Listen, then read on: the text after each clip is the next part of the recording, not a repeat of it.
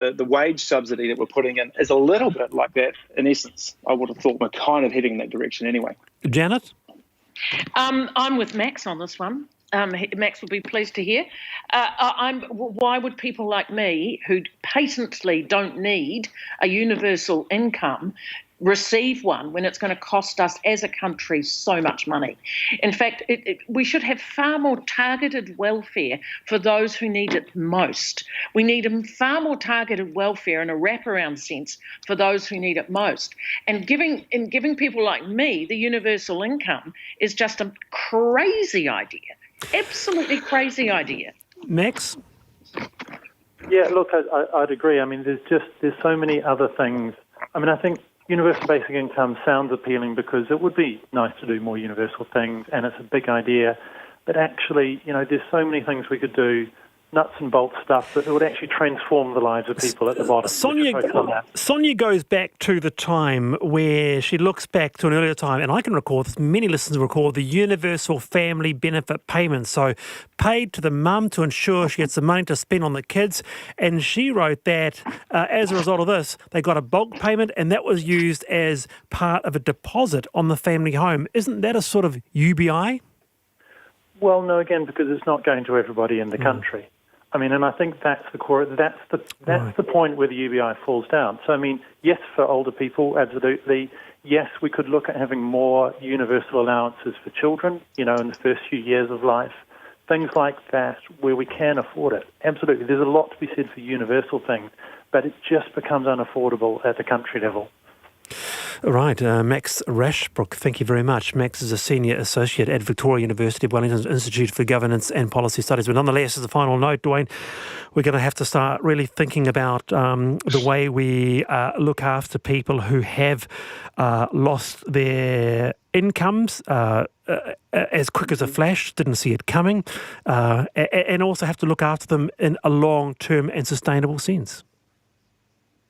Oh, absolutely. And, I feel we're on the right track with that, the wage subsidy that we're doing. And I'm really, it's right, for me, it comes back down to I'm trying to do this lockdown as best I can. And if we can all do that, so we can come through as quickly as we can. And right now, it's a shout out to the primary industries that are hopefully going to be part of our recovery. So I'm still hopeful that we will be able to come through this economically and compassionately, both and in that relational sense that I referred to at the start. Final thought, Janet? Look, I absolutely agree. The other thought that's occurred to me, if we had a UBI now, would we be able to afford the kinds of assistance that this government has been able to give us?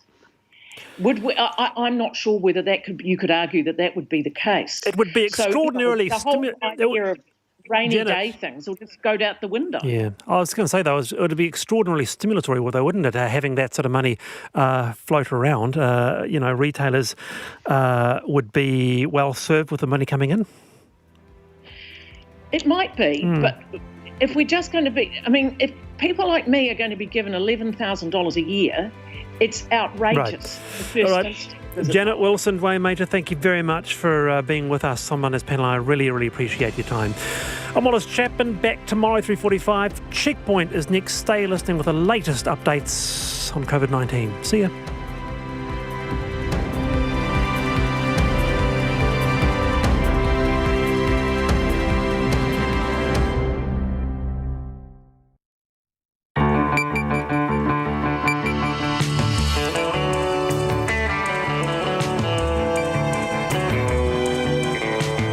Whakarongo mai koe ki te reo irirangi. This is Aotearoa. This is Checkpoint on RNZ National. I'm Lisa Owen. E haere aki nei, don't expect to be let out of lockdown early. The Prime Minister says it's not going to happen. A Christchurch rest home and dementia hospital is at the centre of a new cluster of coronavirus. Today's figures, 67 new cases of COVID-19, bringing the total to 1,106. $5 billion is paid out in wage subsidies so far, so should more businesses be open. The COVID-plagued Ruby Princess cruise ship is now at the centre of a lawsuit. We talked to a New Zealand passenger who has the virus. And when lockdown in paradise gets a little hellish, but we have some good news too. You'll be pleased to know that we do consider both the Tooth Fairy and the Easter Bunny to be essential workers.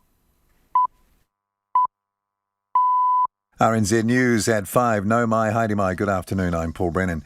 The Prime Minister is making it clear the level 4 lockdown will go on for the full 4 weeks. Jacinda Ardern says that's the time needed to make sure the virus is under control before any restrictions are eased.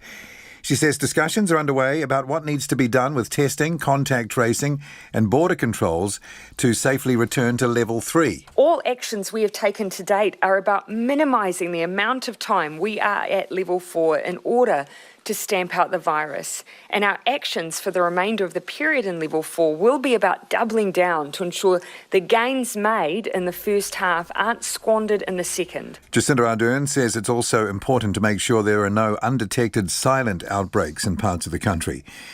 There could be a different regional approach as New Zealand moves out of level 4, with tougher restrictions remaining in place in areas with higher infection rates. The number of COVID-19 cases in the country has jumped by 67, with the total now 1,106.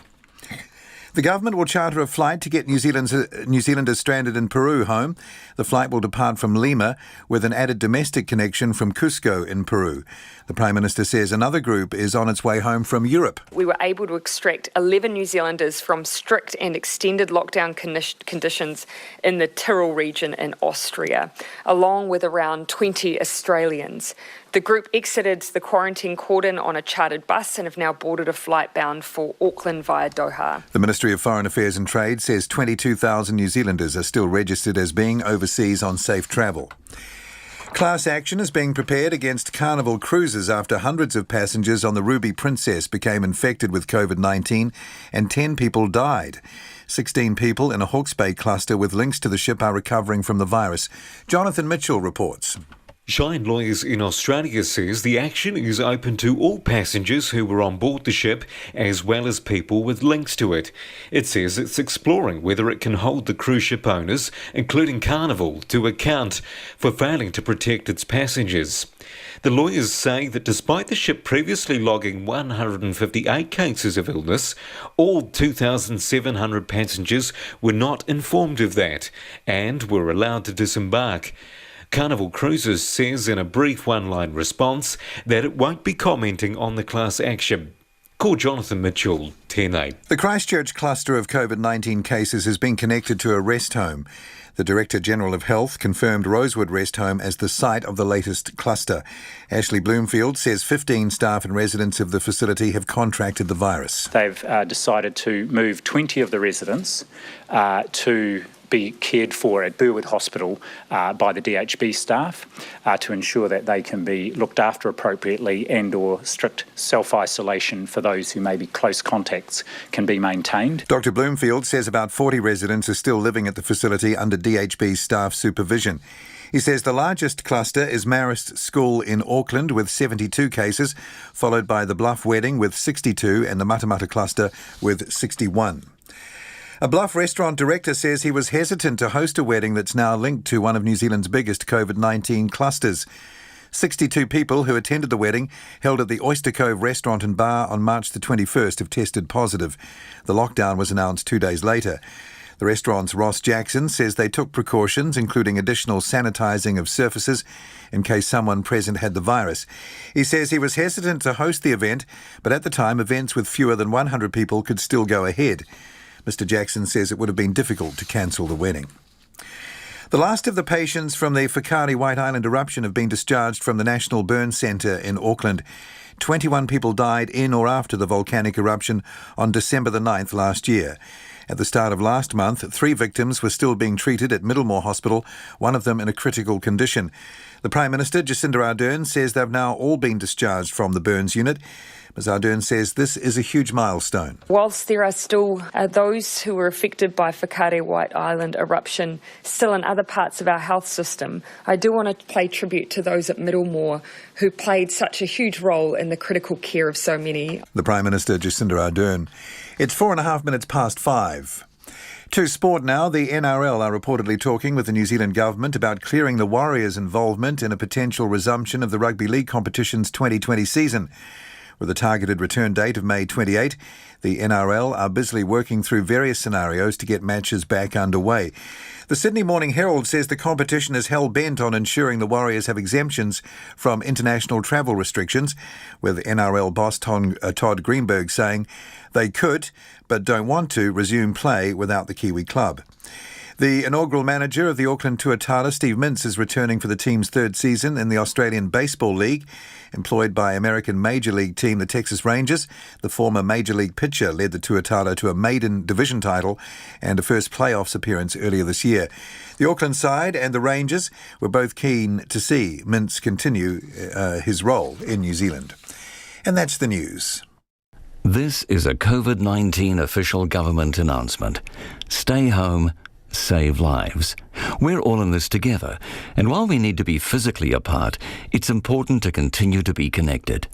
Reach out in other ways to keep in contact with family and whānau, friends and workmates. Sharing how we feel and offering support to others is important. It's okay to feel stressed or anxious. If you feel you're not coping, it's important to seek out and ask for help. You can call or text the Need to Talk service on 1737. This is free 24/7. The service puts you in touch with a trained counsellor. Go to covid19.govt.nz for more information. Short forecast now from Med Service through to midnight tomorrow, Tuesday, Northland, Gisborne and Wairoa District. Cloudy periods, isolated showers clearing Gisborne and Wairoa District tomorrow. For the rest of the North Island, also Nelson and Marlborough, fine apart from a few areas of cloud, though isolated showers in western areas tomorrow, turning to rain in Nelson and Marlborough tomorrow evening. Canterbury, high cloud, a few spots of rain, cloud increasing tomorrow evening, showers spreading north, Otago and Southland, often cloudy with occasional rain, but fine spells increasing inland tomorrow. Bulla to Fiordland, rain gradually spreading northward, some heavy falls, easing to isolated showers from the south tomorrow. At the Chatham Islands, often cloudy, there's the chance of a shower or two there. Right on 5:07. Thanks, Paul. Welcome to Checkpoint. I'm Lisa Owen. Encouraging signs as the number of new COVID-19 cases continues to level off, but a warning that we're a long way off the end goal of stamping the virus out. Today, there were 67 new cases, bringing the total to 1,106. 13 people are in hospital, 3 are in ICU, 1 in a critical condition.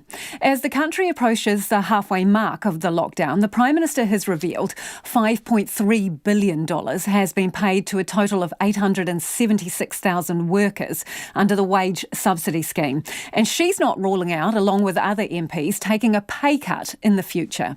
Director General of Health, Dr. Ashley Bloomfield, says the numbers of COVID-19 cases are tracking as he hoped. But we have to keep going hard and we need to see the numbers dropping. Political reporter Yvette McCullough wraps today's developments. Dr. Bloomfield says we can feel encouraged as the number of new cases each day hovers around the same ballpark. Especially as it's maintained at that level with the increase in testing.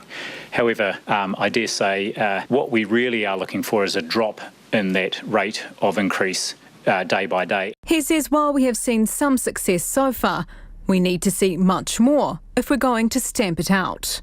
And the only way we will get that is if we go just as hard over this next 2.5 weeks in alert level 4 and continue the activities that are happening, the actions that all New Zealanders are undertaking to break that chain. Jacinda Ardern says although these are heartening signs, the country will be seeing out the full lockdown.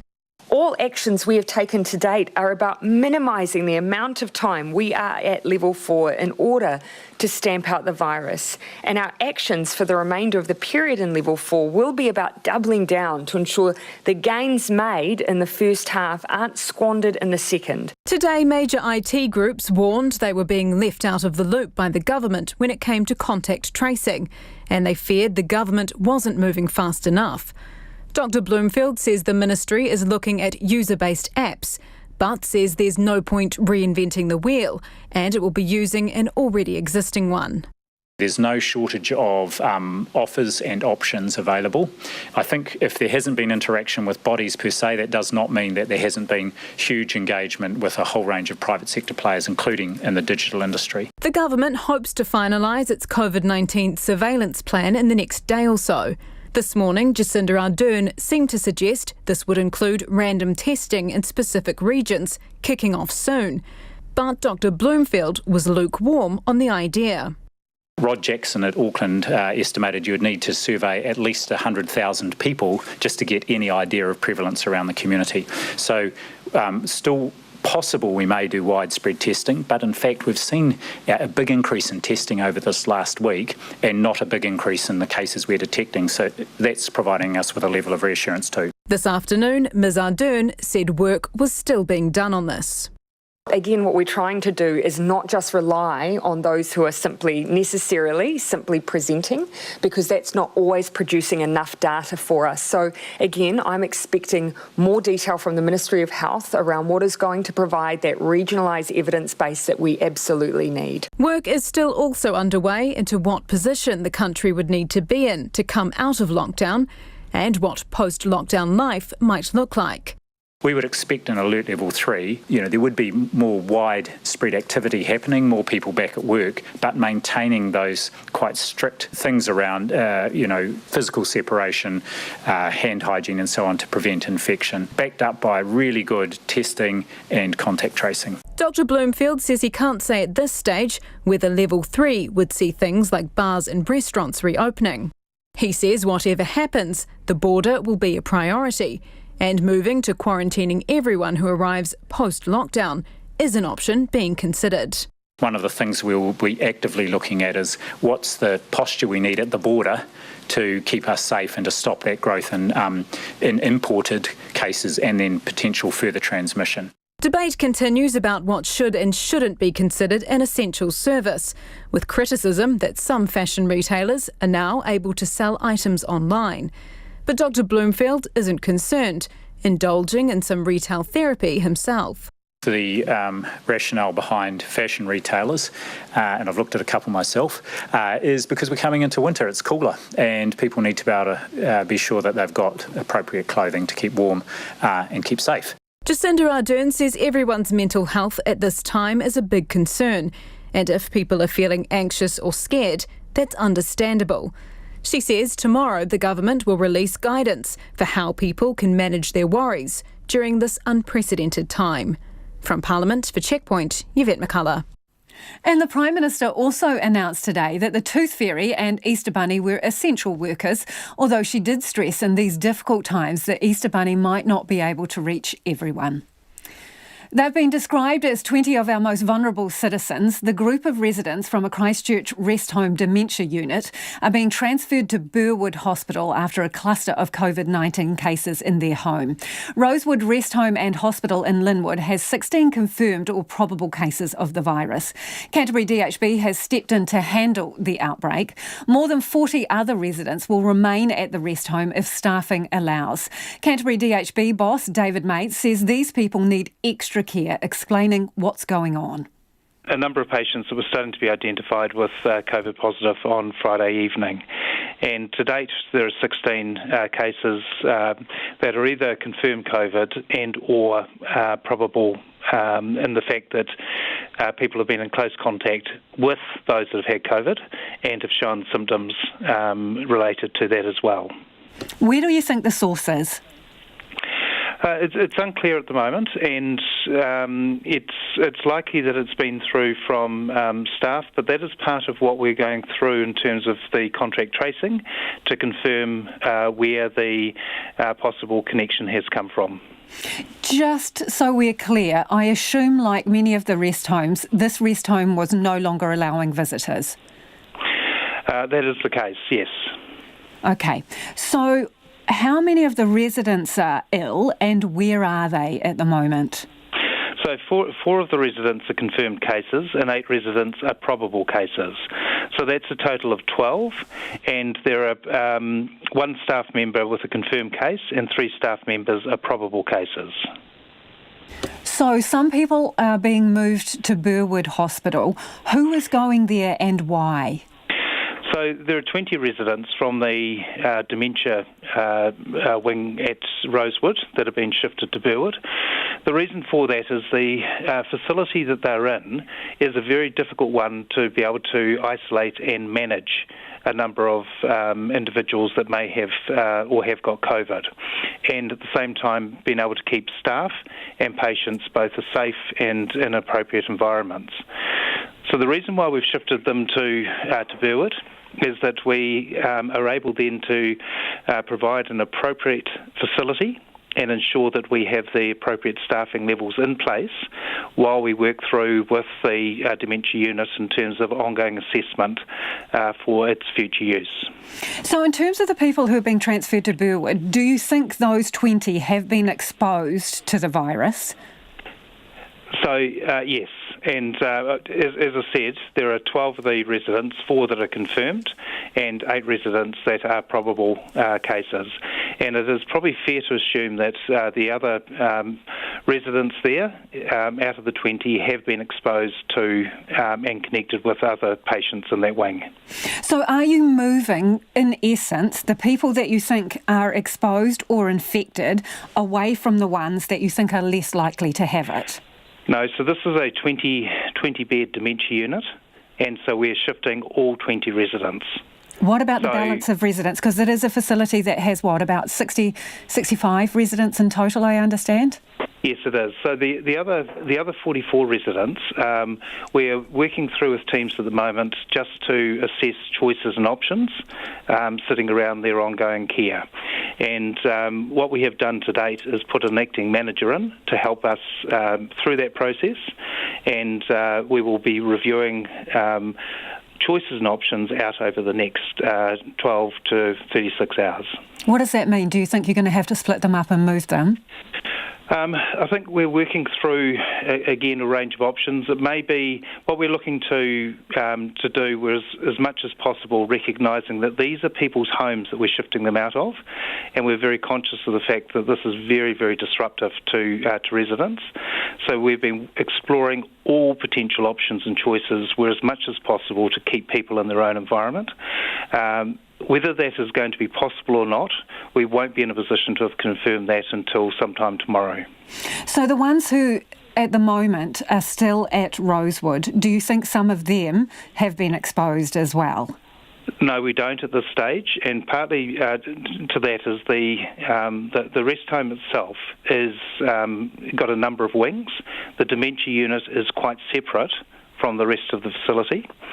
And so at this particular point, what we've done is worked through with the 20 dementia patients that have been exposed or are likely to have been exposed, and to ensure that they are in a safe and appropriate environment to manage their their wellness in the short term. Do staff move between the two units?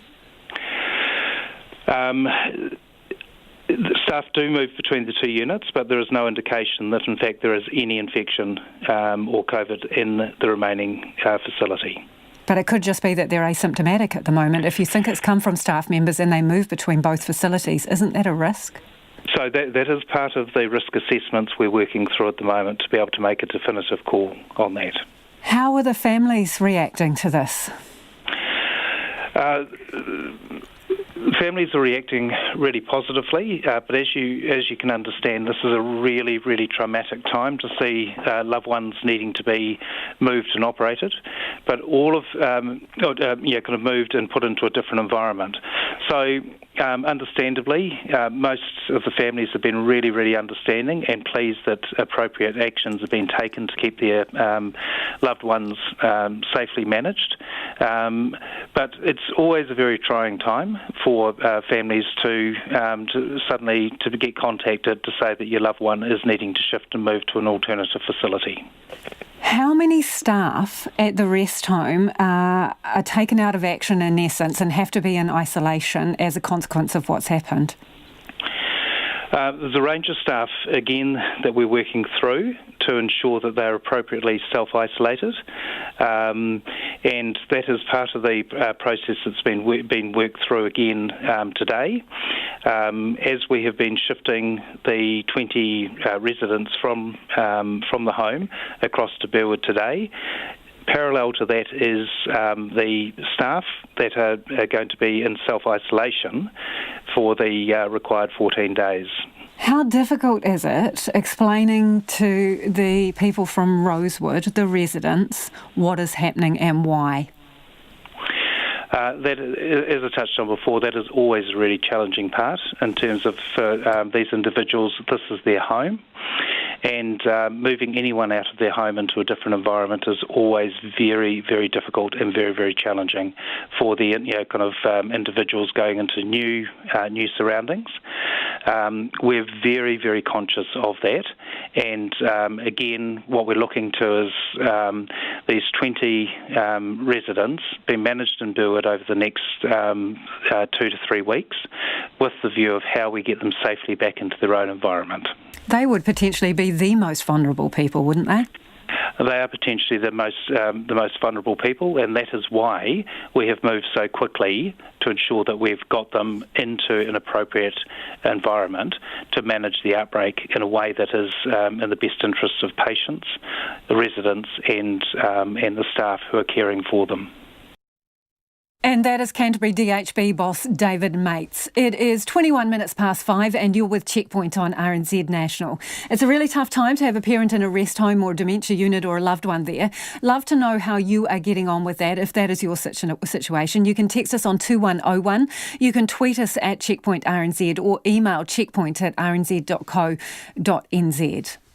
The COVID-19 stricken Ruby Princess cruise ship has finally docked in New South Wales, where sick crew are being treated on board and the more serious cases transferred to hospital. 200 of the 1,400 crew are said to be showing symptoms of coronavirus.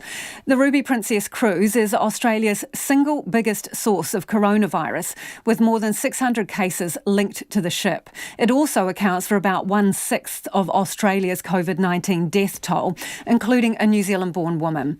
It's now the subject of a criminal investigation and a lawsuit, with conflicting reports about whether passengers who were likely to be ill were knowingly allowed to disembark in Sydney. Di Walker of Hawke's Bay and her husband Robert were in a tour group of 10. 6 of that group have since tested positive for the virus.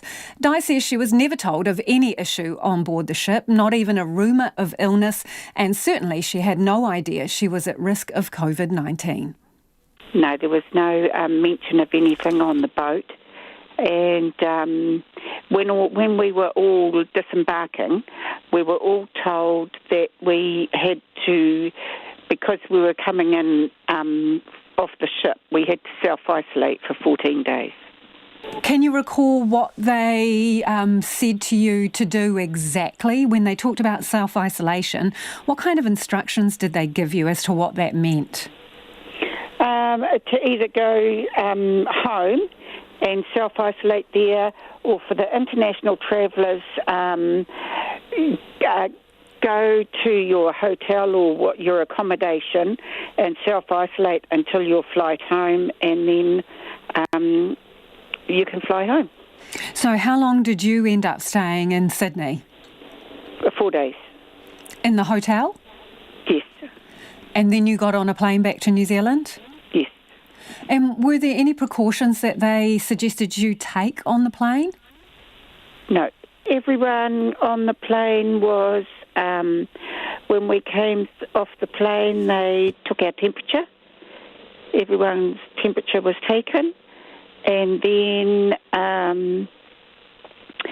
we were carried on through customs, and then we were taken aside because we had been on the Ruby Princess. So they took us to a separate area and asked us a few questions and took our temperatures again, and then said we were okay to go. Di, do you remember what date you came off the ship? The 19th. Of March? Yeah. So the New South Wales Health Authority has confirmed that there were 104 people with acute respiratory infections on the Ruby Princess before it docked in Sydney.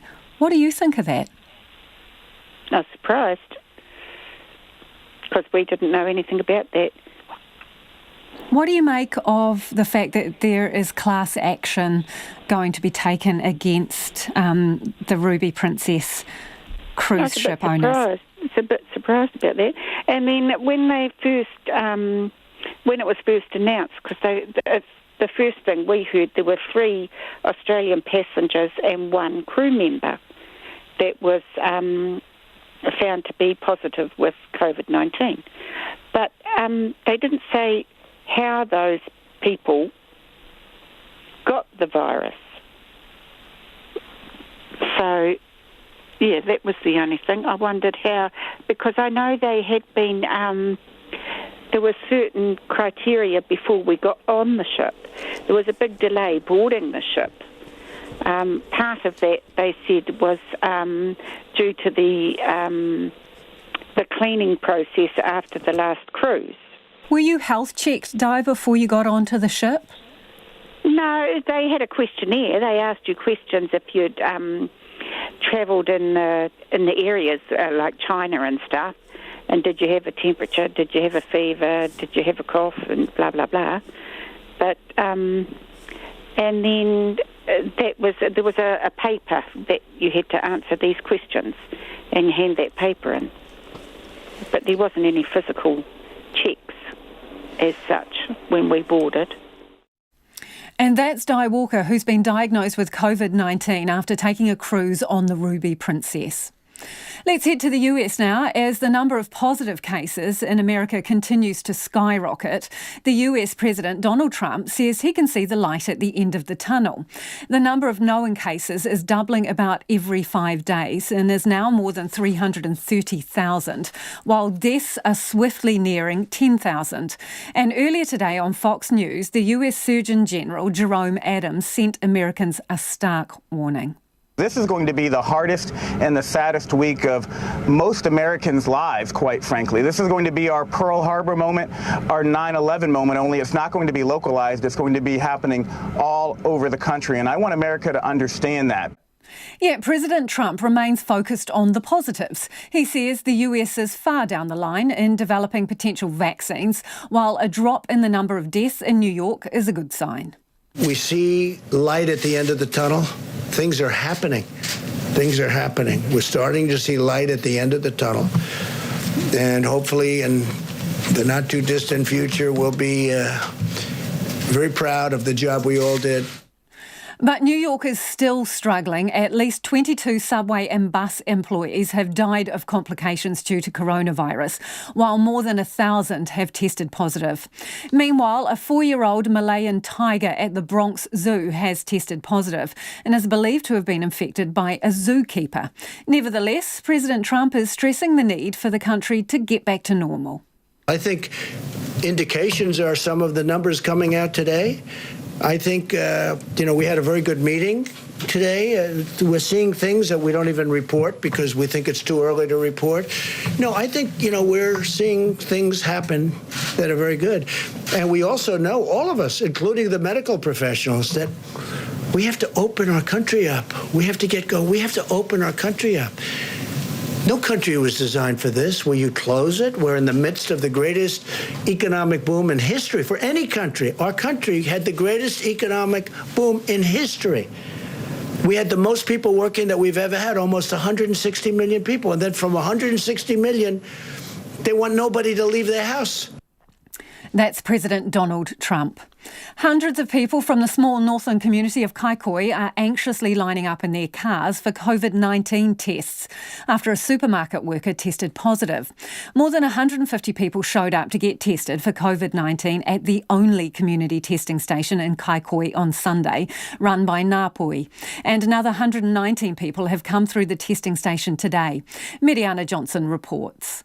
The Ngāpui Pandemic Response Team's project lead, Tia Ashby, says not all those who show up need testing, with only 30 requiring swabbing on Sunday. Not everyone required testing. Most of them just needed reassurance. So they could have had some, they could have allergies or just a common cold. And of the 119 who came through the clinic before 3 p.m. today, about 33 have been swabbed. Ms Ashby says health workers at the testing station are having to allay people's fears about the virus. A lot of them did say, they had anxieties around it. Every day when they see numbers rising, any little niggle that could be similar to what COVID-19 is can trigger anxieties. That's why we have the CBAC, is to ensure that whānau have the right education on what some of these resources actually mean. The testing station, run by the iwi in conjunction with Broadway Health Centre with support from Mahitahi PHO, was opened on Friday morning. Te Runanga iwi o Ngāpuhi chair, Mere Mangu, wants to know why the iwi haven't been given a share of the over $2 million she understands the Northland DHB have budgeted for Māori health providers. We are running off our own resources. We have not been supported by the DHB Northland as we talk. We are the only Māori provider with this facility, especially in the north here, and yet we have not received any funding from the Northland DHB. Northland DHB did not respond to RNZ's request for comment. Ms Mangu says Foodstuffs, who own the Kaikohe New World where the infected employee worked, need to front up to the community. She says shoppers want reassurance it is safe for them to go shopping. We'd like to know from Foodstuffs that they really do have concern for their kaimahi, that they have all been tested or they have all been laid off so that the public are really safe to go in there. We don't have that confirmation. In a statement, Foodstuffs said as soon as the store was alerted about the positive test, the workers' immediate team members were tested as a precaution and were sent home to self-isolate. They will remain at home until their test results prove they are negative. A deep clean of the department and the wider store was also undertaken. Northland Public Health has advised anyone who shopped at the store between the 20th and 30th of March to keep a close eye on their health. Mo te hōtaka o te aiahi, ko Miriana Johnson, DNA.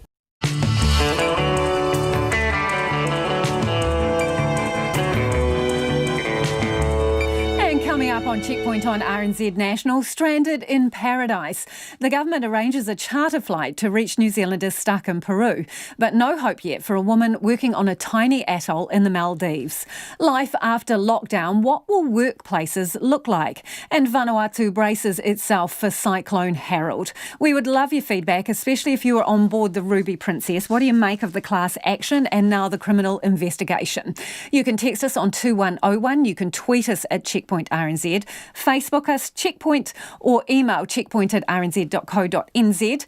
But first, here's Paul Brennan with the headlines. Thanks, Lisa. The Prime Minister says the level 4 lockdown will run for the full 4 weeks. Jacinda Ardern says restrictions will not be eased until the virus is under control. As New Zealand moves out of level 4, tougher restrictions may remain in areas with higher infection rates. The number of COVID-19 cases in the country has risen by 67, with the total now 1,106. A Wellington woman says Ruby Princess passengers were freely going about their sightseeing when the cruise stopped in the city. Class action is being prepared against Carnival Cruises after more than 600 passengers on the Ruby Princess became infected with COVID-19 and 10 people died. 16 people in a Hawke's Bay cluster with links to the ship are recovering from the virus. The Christchurch cluster of cases has been connected to Rosewood Rest Home. The Director-General of Health says 15 staff and residents of the facility have contracted COVID-19. The largest cluster is still Marist School in Auckland with 72 cases. New Zealanders stranded in Peru will be able to take a government-chartered flight home. More than 300 New Zealanders stuck in various parts of the world have now been able to get home with the help of the Ministry of Foreign Affairs. 11 travellers who were facing strict and extended lockdown in Austria have been flown out, along with 20 Australians. The Kaikohe community is being reassured by the Ministry of Health that they are okay to keep shopping at a supermarket where a worker tested positive for COVID-19. The Northland DHB says anyone who visited the Kaikohe New World from March 20th to 30th needs to get tested if they show symptoms of the coronavirus. And the last of the patients from the Whakaari White Island eruption have been discharged from the National Burn Centre in Auckland. 21 people died in or after the volcanic eruption on December the 9th last year. Jacinda Ardern paid tribute to the Middlemore Hospital staff. And those are the headlines. Thanks, Paul. If you're just tuning in, this is Checkpoint and I'm Lisa Owen. It's time to go to the business news now with Nona Peltier. Nona, Auckland Airport, well, it hopes to raise $1.2 billion to help it on the comeback from COVID-19. What do we know about that? Yeah, so Auckland Airport's going to raise $1.2 billion through an issue of shares to institutional investors as well as retail investors. They're going to issue those shares at $4.50 each. Now, that's a 10% discount to Friday's closing price of $5.04. They're going to use the money to help them plan for what comes. They don't know yet what that's going to be, but that will see them through until the end of 2021. They're also going to get, with the support of banks, a waiver on their covenants, which is a really important thing for the company. It means it can trade, and even if it becomes insolvent for whatever reason, it will still be okay to continue. So that would be a drastic position to be in, but at least it gives them some breathing space to plan for what comes. And it's going to be difficult. We already know that the airport has already canceled a lot of its big ticket capital investment plans and so forth. So that company is in a trading halt right now, so we don't know how those share prices have traded today. But what about the rest of the market? What has been going on there? Interesting. Australia is a bit better because I guess people are feeling quite confident about the numbers. Asia's also quite buoyant on the report that we heard earlier from President Donald Trump. Apparently that's resonated with them, although oil prices still are in the wind. In any case, we finished down 1.7%, helped along by Australia, which was up about 3.9%, which around the same time. So our dollar, little change really, at 58.7 US cents, 97.6 Australian, and 48 British pence. Thanks, Nona. That's Nona Peltier joining us for our business news via Skype. The New Zealand government has made arrangements to charter a flight for New Zealanders stranded in Peru. Around 87 New Zealanders are there, and Foreign Minister Winston Peters says the flight will leave Lima, although an exact date has not been set. It comes as a Wellington woman sees the pandemic out on a tiny atoll in the Maldives after Singapore closed its borders, shutting off any opportunity for her to get home. Ariana Bell works for a dive centre and is semi-quarantined on the island of Bar, which is about a 30-minute flight from the capital, Mali. The government has banned all international travel without a confirmed ticket. There are 19 cases of COVID-19 on the Maldives, but none on Ariana's atoll. She spoke to me this afternoon via Skype from what would normally be an island paradise. It's quite scary. It's very bittersweet, I would say. I obviously am in an amazing location, and a lot of people are like, well, you're probably stuck in the best place. And it is, but it isn't at the same time. Obviously, I'd love to be at home with my family, even if I knew that if I do come home, I can't see them straight away anyway. But it would be nice just to know that I am in the vicinity of my people. But yeah. What about doctors or medical facilities on the island? Do you have doctors there? Is there anything that resembles a hospital or a clinic? So we don't have any doctors. We do have a little clinic, but obviously no one to run it.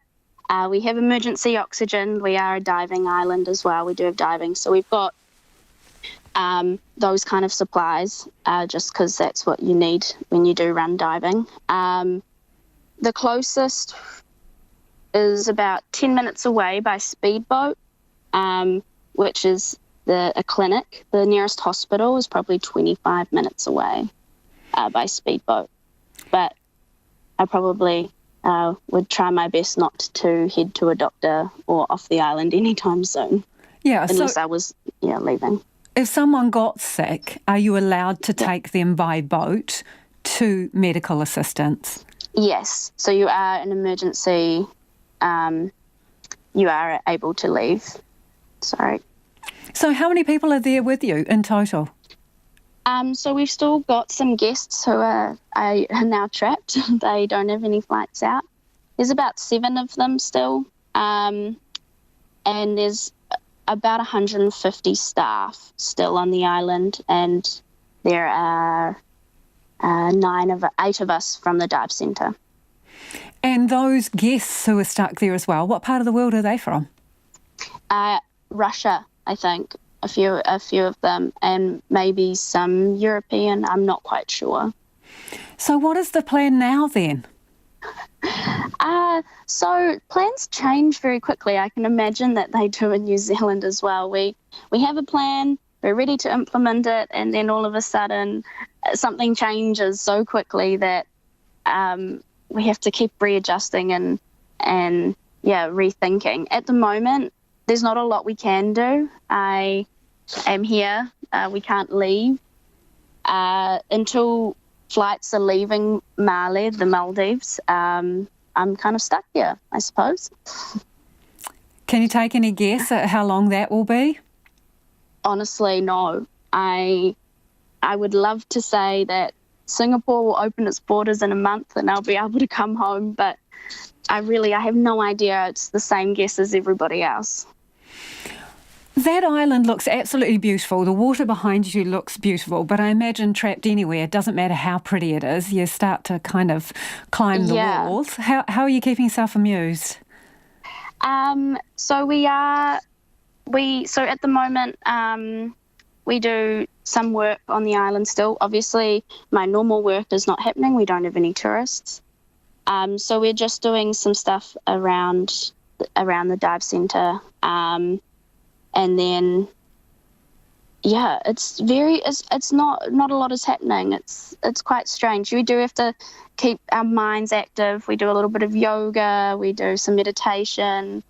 Just trying to escape a little bit from this tiny wee area. So are you still getting paid then? At the moment, we are not. We are now working for our living arrangements, so for our food and our housing. And so how are you feeling about everything? It's very stressful, for sure. Stressed, lots of tension. It comes in waves. I feel like it would be the same for everyone. No matter where you are in the world, you kind of forget a little bit and then it comes back to you and you're like, oh, no. So it's very up and down, I would say. And you are keeping in touch with family back home? Yeah, every day. Every day. Every day I'm on the phone to someone, whether it's mum, dad, family, sister, everyone. Is that what keeps you kind of going and on? Yeah, I would say so. It's nice. I miss little things from home. Like we always do, I don't know, the quiz, like the daily stuff quiz. And so I do that with my family through Skype. And it's just like little things that kind of keep me at home even though I'm not there. Does that make sense? It absolutely makes sense. We would love to have a little look at your island, so I'm wondering if you could pan around, and if we lose you, thank you for talking to us, but can you move your screen so we can see a little bit? Yeah, of course. I don't want to turn so hold on, can I do this? Does that work? Hold on. Oh, there you are. Oh, wow. Yeah. So it is a beautiful place. I'm not saying it's not. It's just it's not an ideal place to be trapped. And that was Ariana Bell, stuck in paradise, aka the Atoll of Bar in the Maldives. And if you were listening to that, you can go back and watch it online. Absolutely stunning pictures of the beachfront there, but no good to you if you can't get food or power. A Category 5 cyclone, the largest possible, is set for a direct hit on Vanuatu's largest island, Santo, within the next hour, with hundreds already seeking shelter in evacuation centres. Cyclone Harold has been effectively stalled off Vanuatu's central islands for much of the past day, growing in strength and size as it slowly makes its way towards land. The cyclone is already causing widespread flooding, and those on the ground say things are going from bad to worse. World Vision's Kendra DeRusso is in Port Vila and joins me now. Good evening, Kendra. What is it looking like over there at the moment? Good evening. Right now in Port Vila, it's relatively calm. It's starting to get dark.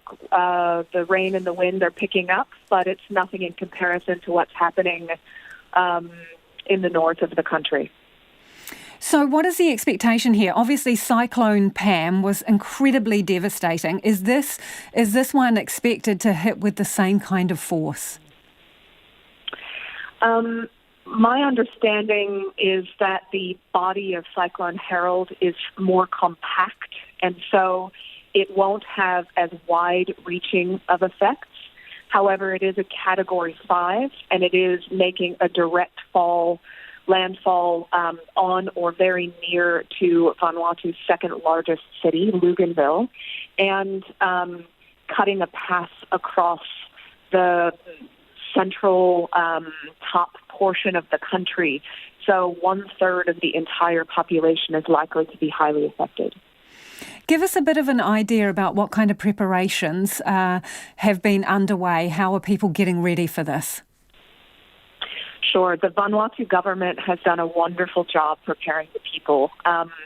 Tropical Cyclone Pam has certainly taught all of us lots of lessons, and so the government has been issuing warnings through the National Disaster Management Office for several days now.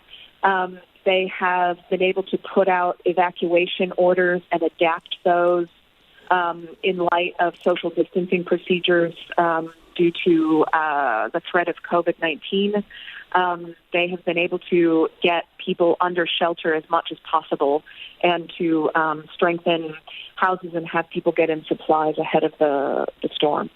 Yeah, so can you explain that to us in a bit more detail? What are the conditions of your lockdown at the moment, and how have they had to relax those, or how are they accommodating that in between dealing with a cyclone as well?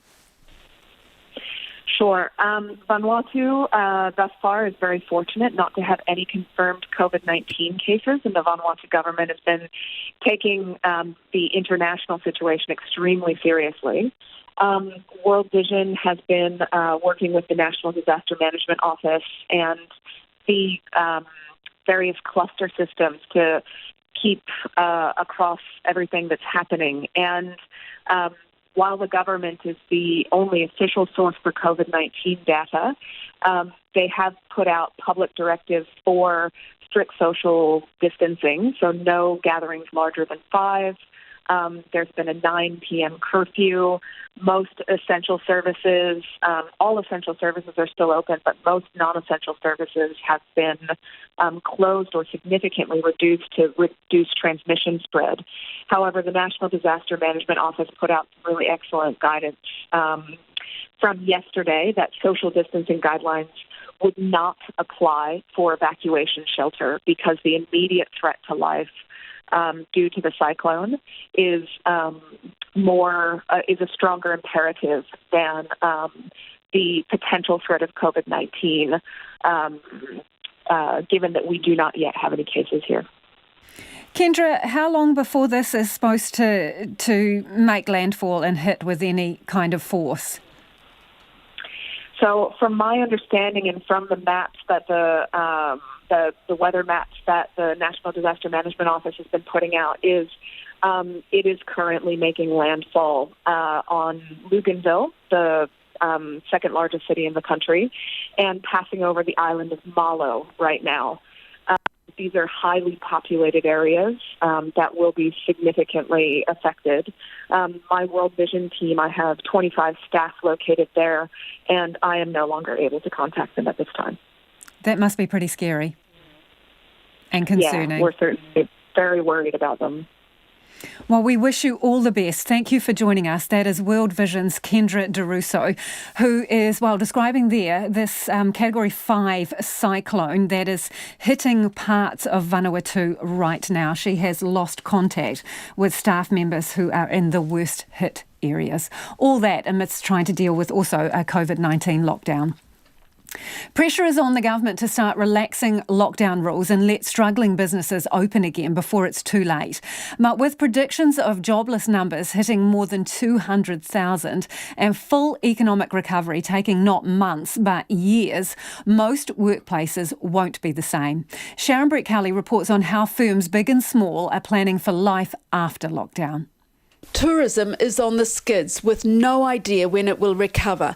But that hasn't stopped hassle-free tours owners, Mark and Nikki Gilbert, from working on a post-lockdown plan. 98% of our clients are international visitors, so we have to then completely look to remodel the whole business to be more focused around domestic travel and also look to do more stuff locally with local businesses. We'll look to do more charters with our double-decker buses in Christchurch, wedding functions, things like that.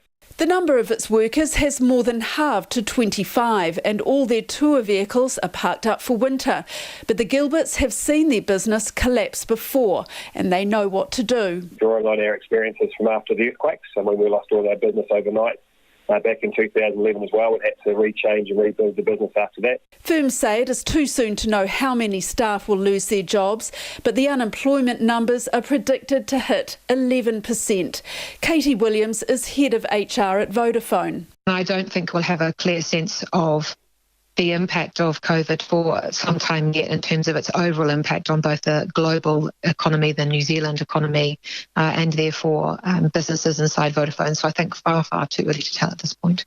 What she does know is that fewer people will be coming into the office every day. Even before lockdown, about 25% or 500 of Vodafone staff worked at the office.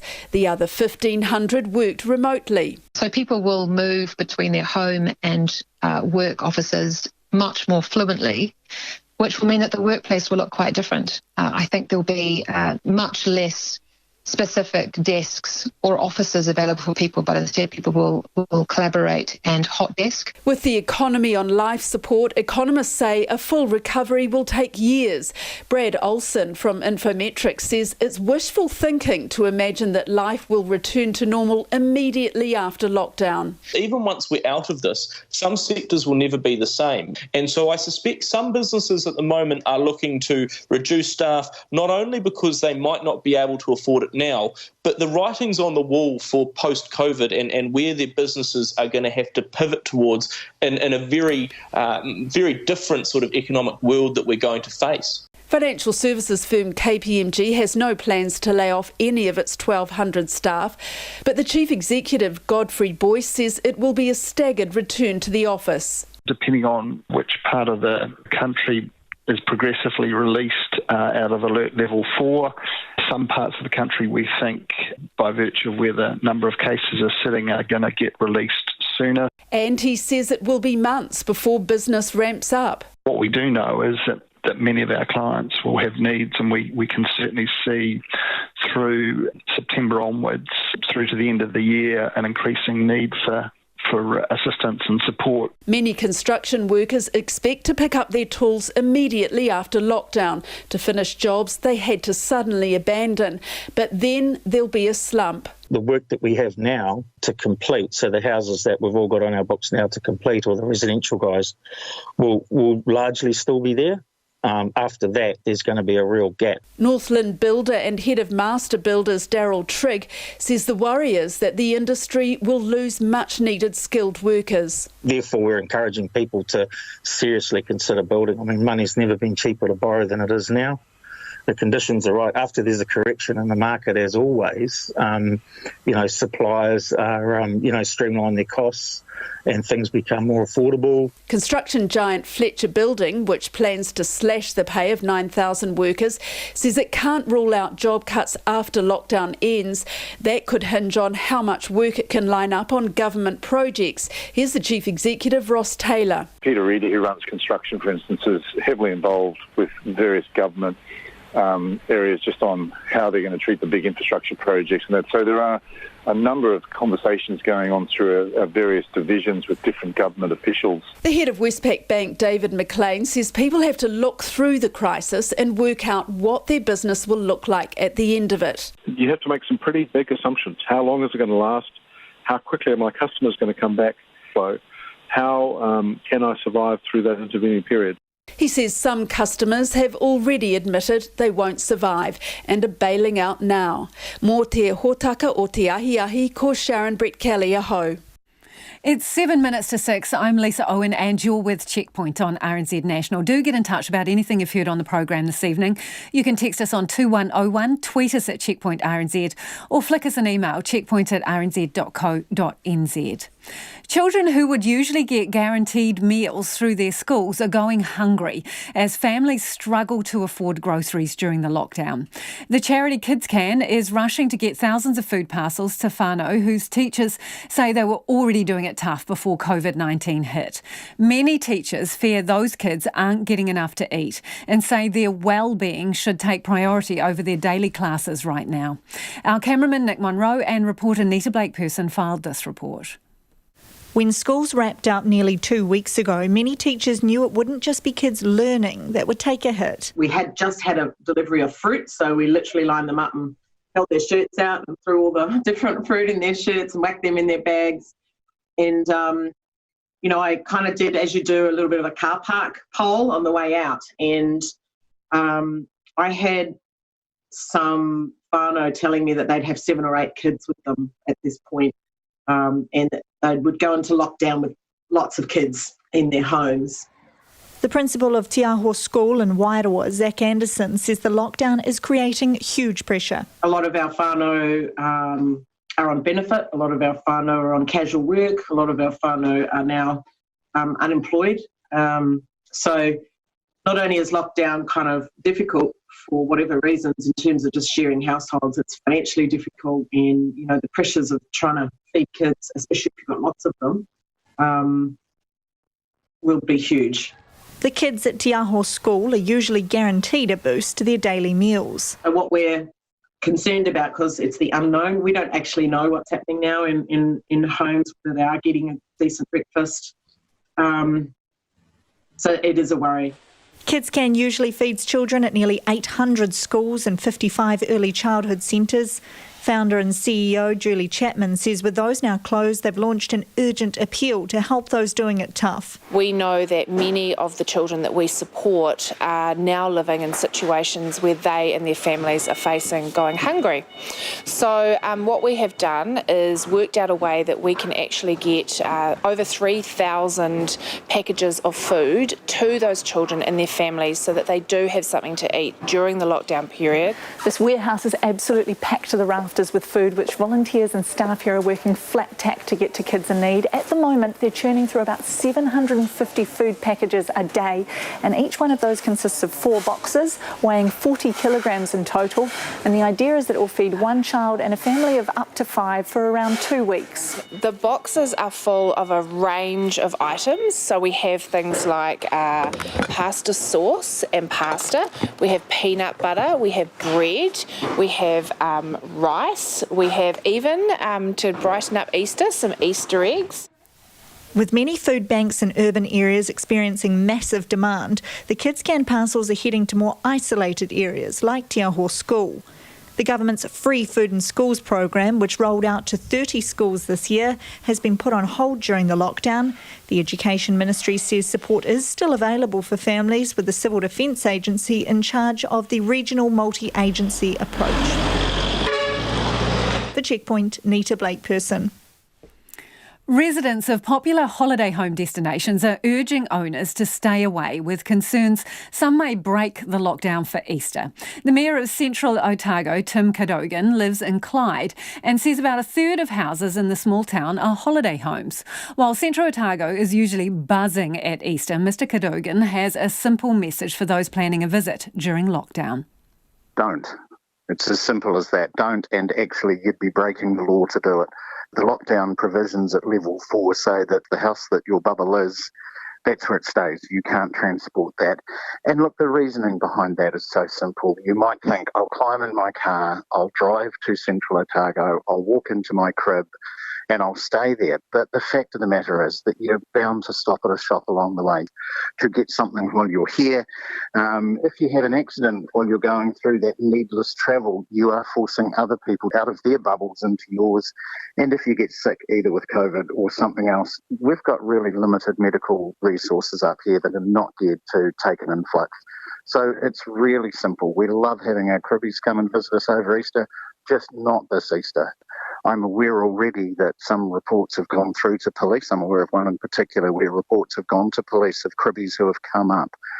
So locals are being put in that difficult situation of knowing somebody's deliberately flaunting the rules, and they are reporting. So I think if people are considering coming up, I really don't want to see that situation where the locals are telling on the cribbies, but I'm sure it will happen if people come, so let's just not go there. And Tim Cadogan says holidaymakers will be welcome back once travel restrictions are relaxed. Let's get to some of your feedback before the news at 6. This person says, my mum Barbara is in the final stage of Alzheimer's. She cannot feed herself, has no language left and is chair and bed bound. This has been a 12-year journey and COVID-19 is simply another chapter to the story, which has at times felt endless. However, I'm happy to let you know that the wonderful staff at her rest home, St Andrews, have a hugely sensitive and skilled pastoral team who are supporting our loved ones in our absence. It's definitely not ideal, but we have a video call once weekly to see Mum. Mum cannot speak and sometimes doesn't even open her eyes, but I can see her and speak with the pastor. So in a strange way, even my mum is playing her part to prevent the spread of this devastating virus. Thanks for getting in touch. Sue says the Canterbury DHB should now open the Princess Margaret Hospital as they did after the earthquake. It has very good nurses' home. Sue says on-site, which could be utilised for isolation.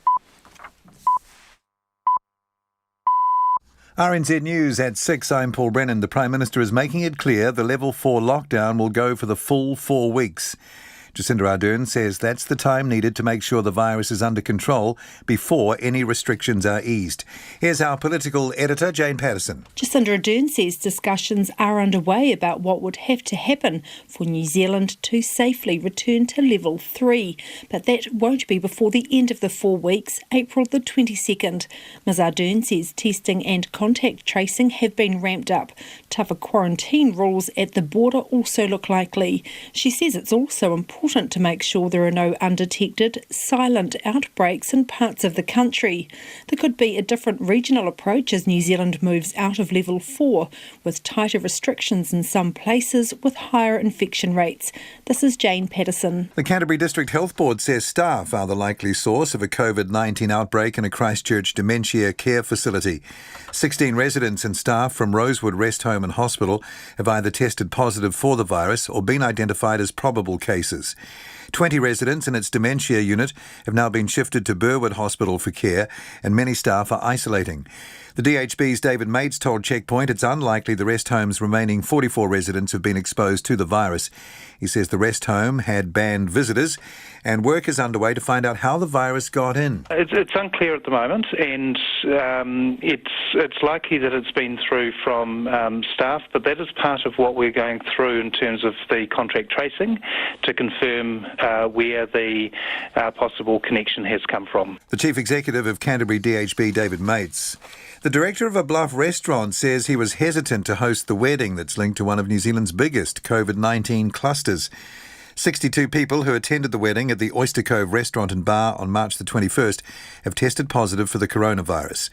Ross Jackson says extra hand sanitising stations were set up and staff regularly sanitised surfaces as a precaution. He says he was hesitant to host the event, but at the time, events with fewer than 100 people in attendance could still go ahead. It would have been a pretty hard call just to ring someone up and say, hey, look, the day before your wedding, look, we don't want to go ahead with it. So, yeah, we were cautious. That's why we took the extra precautions at the time to, in case, there was someone there who did have the virus. The director of the Oyster Cove restaurant and bar, Ross Jackson. New Zealanders on the COVID-19 stricken Ruby Princess cruise ship say they were never warned about the ship's risks. The ship docked in New South Wales today. More than 600 passengers have subsequently tested positive for COVID-19 and 10 have died. As well, 200 of its crew are said to be symptomatic in what is Australia's single biggest outbreak. Hawke's Bay woman Di Walker and her husband Robert were in a group of 10. 6 of that group have since tested positive for the virus. Ms Walker told Checkpoint she was never told of any issue on board the ship. There was no mention of anything on the boat. And when we were all disembarking, we were all told that we had to, because we were coming in off the ship, we had to self-isolate for 14 days. Ruby Princess passenger Di Walker. The government is chartering a flight to take stranded New Zealanders out of Peru. The Foreign Affairs Minister says travellers there have faced an extraordinarily difficult task to try to get home, with no commercial flights and no transit options. Winston Peters says they've also found it increasingly difficult to find shelter. He says work will continue with the Peruvian government over the next few days to get the flight off the ground. An agreement has been reached with the Chilean government to allow the flight to transit through there. The Ministry of Foreign Affairs and Trade has helped 11 New Zealand travellers facing strict and extended lockdown in Austria's Tyrol region to get out, along with 20 Australians. Cyclone Harold has made landfall on the Vanuatu island of Santo with destructive winds as high as 235 kilometres an hour. The cyclone, a Category 5, is passing right over Santo and hundreds of people are sheltering in evacuation centres. In Luganville, a town of 16,000 people, roofs have been blown off houses, trees snapped and the council building destroyed. The town is cut off by widespread flooding and landslides, and it's understood there is extensive destruction in Santo's southwest. The Ministry of Foreign Affairs and Trade is in contact with New Zealanders in Vanuatu about getting them out. It's 6:04. On to sport now. The multi-million-dollar payout from Rugby Australia to sacked Wallaby star Israel Folau is reportedly under threat because of the COVID-19 pandemic. The two parties settled out of court last year when Folau sued Rugby Australia for religious discrimination after they sacked him because of homophobic social media posts. Folau is understood to be receiving about $3 million in instalments. But Rugby Australia are under significant financial pressure, and if they're forced into insolvency, Folau's total payment could be hit heavily. And players from one of the world's leading football clubs, Bayern Munich, are set to return to training for the first time since their matches were suspended because of the COVID-19 pandemic. Germany's Bundesliga competition has been on hold for more than 3 weeks, with officials advising clubs not to train till today.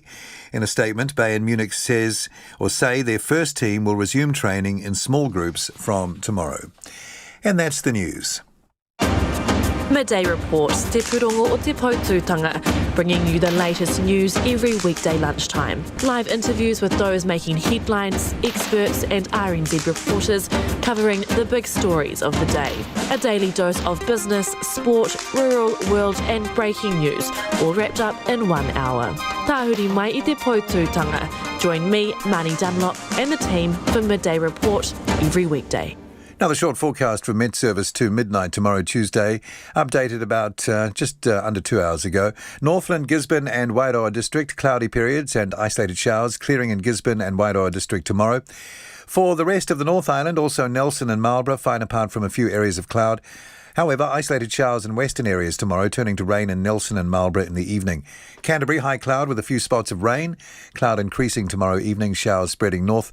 Otago and Southland, often cloudy with occasional rain, but fine spells increasing inland tomorrow. Bulla to Fiordland, rain gradually spreading northwards. Some heavy falls, then easing to isolated showers from the south tomorrow. Chatham Islands, often cloudy with the chance of a shower. It's nearly 6:07. Thanks, Paul. Kia ora anō. This is Checkpoint and I'm Lisa Owen. A dementia care facility in Christchurch has been identified as one of 12 key clusters of COVID-19 cases, and it's prompted a scramble for experienced aged care staff. 16 residents and staff from Rosewood Rest Home and Hospital in Linwood have either tested positive for the virus or been identified as probable cases. Katie Todd reports. It's 3 weeks today since rest homes and retirement villages began banning visitors in a bid to shut out COVID-19. But for some, the measures haven't been enough. A dementia unit in Christchurch's privately owned Rosewood Rest Home and Hospital today became the second aged care facility in the country with a cluster of COVID cases, after a rest home in Hamilton last week. It comes as a surprise for Chief Executive of the Aged Care Association, Simon Wallace, who says aged care facilities had been well ahead of the game in their preparations for COVID-19. It's always really concerning when we have a situation like this, and particularly in an aged care setting where we know that our older population is most vulnerable and is most susceptible to the virus. Just how the virus got into the dementia care unit is still unclear. But at the daily Ministry of Health briefing in the Beehive, Director General of Health Dr Ashley Bloomfield told media senior clinical staff have been at the facility today assessing the situation. 20 residents have been moved to a new bubble at Burwood Hospital south of Christchurch to be cared for in the interim by Canterbury District Health Board staff. And RNZ understands they are the patients from the hospital's dementia wing. Dr Bloomfield says the Health Board is also taking precautions to look after 44 residents who remain in their rooms. They have put in a DHB person into the rest home to supervise the care of the remaining around 40 residents to make sure that appropriate infection prevention control, including appropriate use of PPE, is happening there to look after and care for those other remaining residents. The difficulty now is finding enough staff to care for those 44 residents while existing staff move into isolation. In a statement this afternoon, Canterbury District Health Board says it's helping to identify experienced replacements, but it may have to consider relocating more residents if not enough can be found. Simon Wallace says staffing in aged care facilities has been the number one concern of the Aged Care Association throughout the COVID-19 crisis. With this situation in Christchurch and as we've seen in Hamilton and other places, when we get an outbreak in a rest home, it's the staffing issue that is the most critical, and so I know that in both those cases there's been great support from the District Health Board and from staff working double rosters, so the situations are being managed, but it's always the most difficult challenge to deal with. The Chief Executive of Age Concern Canterbury, Simon Templeton, says it will be a tough time for the families and friends of people living in Rosewood Rest Home and Hospital, as it is for anyone with a loved one in a rest home who they currently can't visit. But he says people can take comfort in the fact aged care facilities are well prepared to manage regular bouts of illness like flu season, and they are doing all that they can to stop the spread of COVID-19. Mr Templeton urges people to stay in touch with any elderly loved ones who they can't see in person. Families can still stay connected, and we really encourage them to stay connected over the phone, or potentially even better with staff help through video call, so that those older people can still see their family members and be involved regularly. The owner of Rosewood Rest Home and Hospital, Malcolm Tucker, did not respond to requests for comment. The Ministry of Health is treating all residents in Rosewood Rest Home and Hospital as close contacts, who will be tested if they display COVID-19 symptoms. For Checkpoint, call Katie Todd, TNA. A class action is being prepared against Carnival Cruises after hundreds of passengers on the Ruby Princess became infected with COVID-19 and 10 people died. The ship visited a number of New Zealand ports during its cruise, and despite an outbreak of illness, those on board were allowed on shore. Shine lawyers in Australia say the passengers were not advised of the risk and were not monitored for symptoms. Jonathan Mitchell reports. A Wellington woman, Janice, says Ruby Princess passengers freely wandered the streets when it docked in the capital last month. We were taking two of our grandchildren out. We were on the cable car with Ruby Princess passengers. We were at the Cable Car Museum, lots more of them. We were at the cafe at the top. She says Carnival Cruises needs to accept responsibility for allowing passengers off. We seem to have been okay. We don't seem to have got anything. I twice rang Healthline, but they didn't think that it was necessary to get tested. But I really feel that my daughter in particular escaped a bullet, and granddaughter escaped a bullet there. In Hawke's Bay, a cluster of 16 people with links to the Ruby Princess are recovering from the virus. The Director General of Health, Ashley Bloomfield, says they're in a couple of groups. There are 6 people who were passengers on the ship and have come back into New Zealand from Australia. Secondly, there are 4 people who were either a van driver or a tour guide, and one was a translator, who picked up the infection during its final stop in New Zealand at Napier. And one of those people, there is another infection associated with one of those people in a aged residential care facility, and that is where there is the other 6.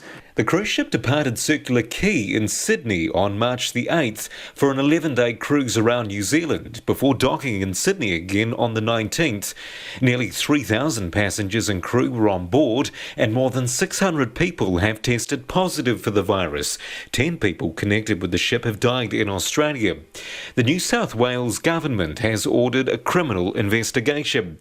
The state's police commissioner, Mick Fuller, says that should get to the bottom of whether laws have been broken. Well, there seems to be absolute discrepancies between the information provided by Carnival And what I would see is the benchmark for the laws that the federal government and the state government put in place in terms of protecting Australians from cruise ships when coronavirus had started. On top of that, Shine Lawyers in Australia has started preparing a class action. It says the action is open to all passengers who were on board the ship, as well as people with links to it. It says it's exploring whether it can hold the cruise ship owners, including Carnival Cruises, to account for failing to protect its passengers.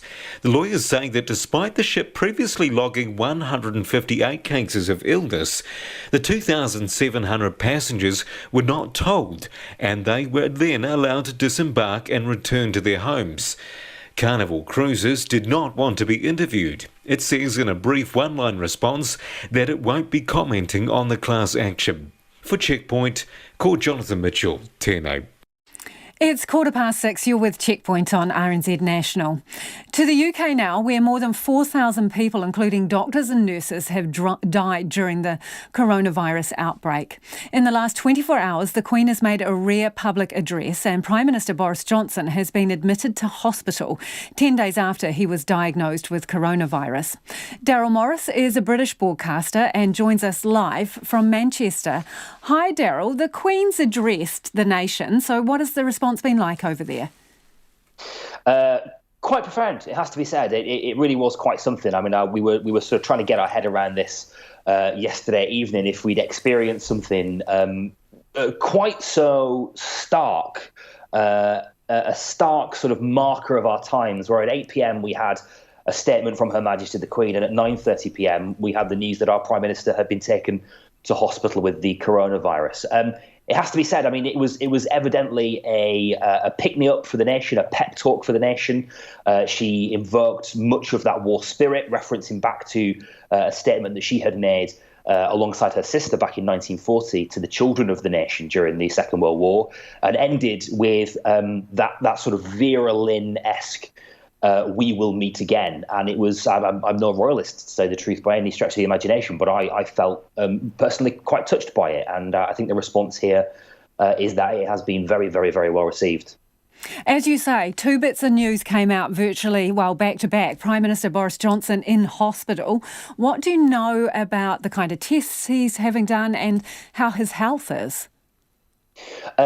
What Downing Street have told us is what we know at this point. As it stands, he was taken to hospital on Sunday evening. It's now Monday morning UK time for what they describe as tests, because his condition hadn't necessarily worsened, but it hadn't improved. It had stayed very much the same. He still had a temperature after the 10-day period. Our health secretary similarly contracted coronavirus around the same time and managed to return from isolation after about 6 or 7 days. The Prime Minister has been profoundly unwell, clearly.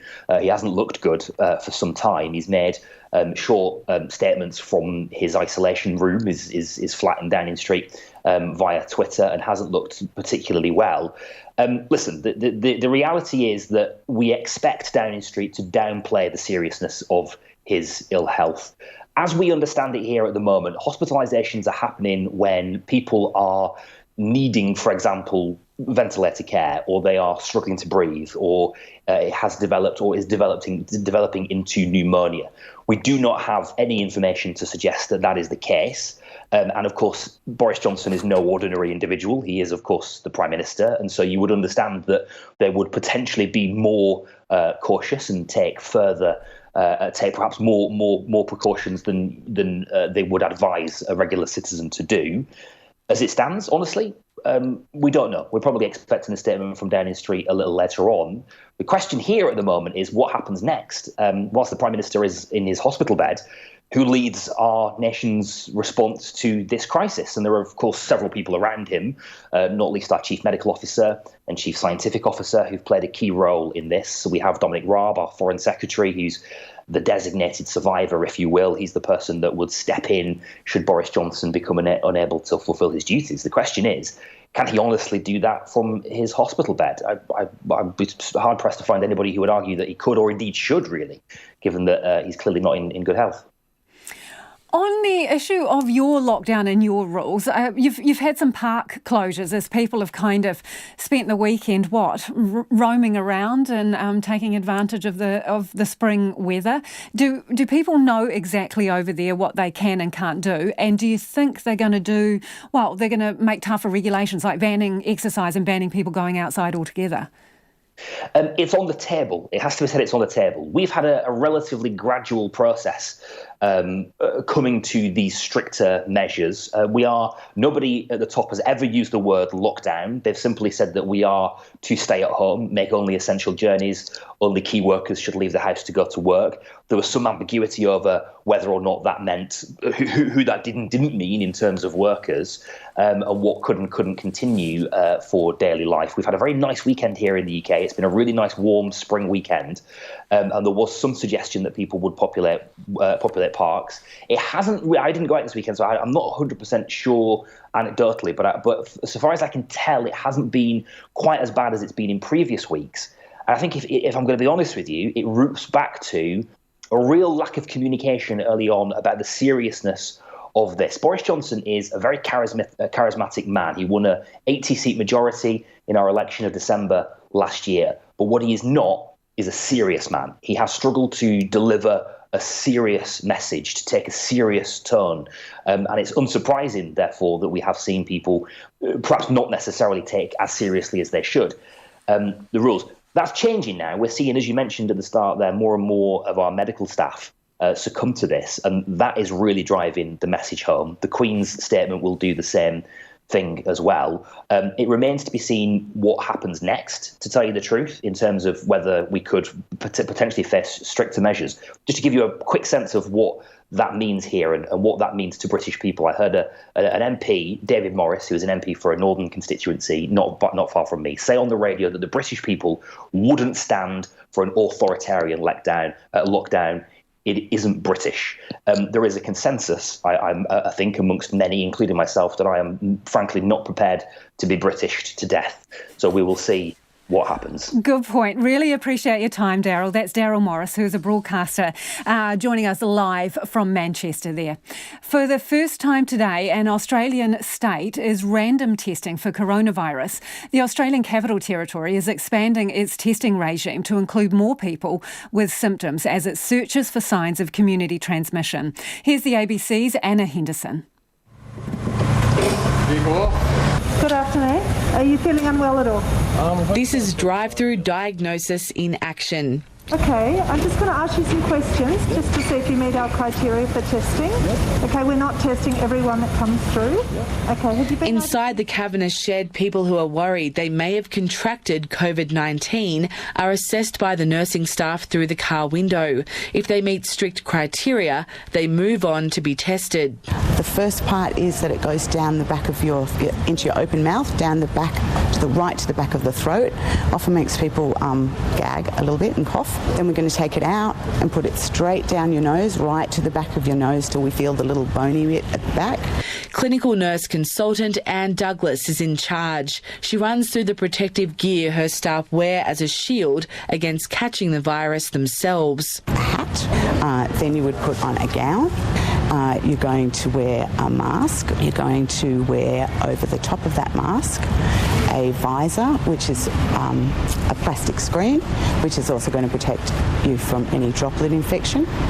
And then you're going to wear gloves. While we've been inside the testing area here, we've seen people driving up in masks, sometimes with their whole families in the car, including small children. It's clear this is a very stressful time for people who are coming to seek advice. Obviously, people are anxious, and I'm really happy that we're able to allay a lot of that anxiety. According to the national guidelines, testing is available for people who have recently returned from overseas or have been close contacts of a known case. Health workers and aged and residential care staff can be tested, and checks are available in places where the virus is spreading. The states and territories can do more if they have capacity. The ABC's Anna Henderson there. Finally tonight, if you haven't heard about them already, the Buchanan family from Wellington have proven there is much fun to be had inside your bubble. Jack Buchanan enlisted the help of his friend and choreographer Anna Robinson to get his mum Jo, dad Graham, sister Lani and even family dog Maisie up to speed for the family lockdown boogie. The family spoke to me this afternoon about the video, which has been viewed more than 250,000 times over the weekend. The family's together, so let's just dance. Lock the door, hit the floor. It's the family lockdown boogie. Incarcerated, blood-related. Family lockdown boogie. Dancing queen in quarantine. Family lockdown boogie. We can't go out, so we're all about family lockdown boogie. So you shot it over a number of days? Yeah, about 4 nights we shot it, yeah. And who was responsible for all the handiwork on the camera, and how did you work it all out? That was also me. I've got my DSLR camera, pretty simple unit, set it up on a tripod, framed it all up, got the shot we wanted, and then press record, and I would run into shot, and we'd do it till we got it right. Graham, were you super enthusiastic when this was suggested to you? Well, I think that's an overstatement. Super enthusiastic. I wasn't unenthusiastic. I was quite happy. Thank you. So up until now, what's your dance history, Graham? Oh yeah, back to Graham. No history at all. I was taught dancing at secondary school, but I didn't really carry on after that. And Jo? What, my dance history? Yeah. I've done some step classes at the gym. I did a couple of crazy women adult lessons in C2 a few years ago, but yeah, that's about it. Mainly freestyle from me. So when he came to you with this idea, did you think, oh great, I'm bored, I'll do anything? Or did you think, I'm not so sure about this? I think we were happy to support him and really it would be better with not just him doing it, sadly, alone. So, yeah, not unenthusiastic is, I think, the correct way to characterise our participation. Maybe a little bit unsure, but it was fine. So, Lani, any artistic differences during the time that this was put together? No, I was happy to listen to Jack. He's the person who does this for a living, so I wasn't going to step on any toes. They all did come up with some really good creative input, though. Several of the shots in the video, each of these guys are actually responsible for some really, really excellent ideas from them. Yeah. What about styling? Because there were a bunch of costume changes. Who was responsible for that? That was sort of mainly Jo and I in consultation, wasn't it? With some great individual offers from Lani and Graham on what they might wear. The bathrobe sequence was all Jo's idea. Yeah, that was particularly fetching. Now the world knows what you look like in your leisure gear, your jammies, basically. Yeah. We thought it was fetching. That was the only costume we hadn't really covered at that point. We had done all the others first, so we'd been very glam. I hope you noticed. So we thought we really did have to go the other way. So what kind of feedback have you had, particularly from overseas? It's been amazing. It's been really super positive from everyone, getting messages from strangers all over the world. The sort of big theme to the messages seems to be that it's something that is making people really happy and joyful in a time that is otherwise a bit grim. So that I think that's one thing that we all feel pretty awesome about, actually. Yeah. So I understand it was repurposed from a song that you had already created. So I'm just wondering, the lyric, how did you manage to come up with that, and how long did that take you? That was it was actually reasonably quick. I came up with the idea for the song on my drive down from Auckland, and it was about Levin, I reckon, where I had the idea. And by the time I got home to Wellington, I reckon I'd pretty much written the chorus. And so from that point on, I spent about 2 days down in the garage writing and recording. And then on the third day, I got these guys into the recording studio to record their little cameo line, and they're singing in the chorus. So, oh wow, there you go. All good ideas come out of Levin, apparently. How are you guys actually finding life in the bubble generally? I think we're coping pretty well. I think we're lucky that we get on pretty well most of the time, and we've got a big space that we can share, so we can be together and we can also spend time apart when we need to, which I think is important. And we've got Maisie to walk, and we're doing lots of cooking and playing 500 and that sort of thing, so trying to stay sane that way. Graham, what do you reckon your next project's going to be? Next project is relaxation. Yeah. Arms crossed, Graham. You're on the defensive. So no more dancing in your future? There's a few days of lockdown left. I've had lots of bullying online. No. Yeah. Surprise. Hey, really appreciate your time. Before we go, I'm wondering, Jack, could you just freestyle for us a couple of lines, maybe from the chorus? Oh, come on. I can do that. I'm not a freestyler. I work in a scripted medium, Lisa. Oh, come on. Don't be shy. Sing us the chorus. A chorus? Yeah, chorus. Yeah, chorus. Yeah. Lock the door, hit the floor, it's the family lockdown boogie. Incarcerated, blood-related, family lockdown boogie. Dancing queen in quarantine, family lockdown boogie. We can't go out, so we're all about family lockdown boogie. And that indeed was the Buchanan family. Do check it out online. That's all we've got time for. Back tomorrow. RNZ News headlines at 6:30. The Prime Minister has confirmed the level 4 lockdown will stay in place for the full 4 weeks. 11 Southland hospital staff are in self-isolation after a surgery patient didn't disclose they had COVID-19 symptoms and later tested positive. A Category 5 cyclone has hit the Vanuatu island of Santo, destroying buildings and causing flooding and landslides in the town of Luganville. And Jacinda Ardern has paid tribute to the staff at Middlemore Hospital in Auckland, where the last of the burns victims from the Whakaari White Island eruption have now been discharged. Those are the headlines. Our next news will be at 7. Tonight on Night, Scottish violin player Duncan Chisholm, the brains behind the COVID Ceilidh, fiddles down the phone line. We've got a firewall chat with the epidemiologist Dr. Michael Baker as we wait for the lockdown to pay dividends. And this week's Song for the Road is the choice of Wellington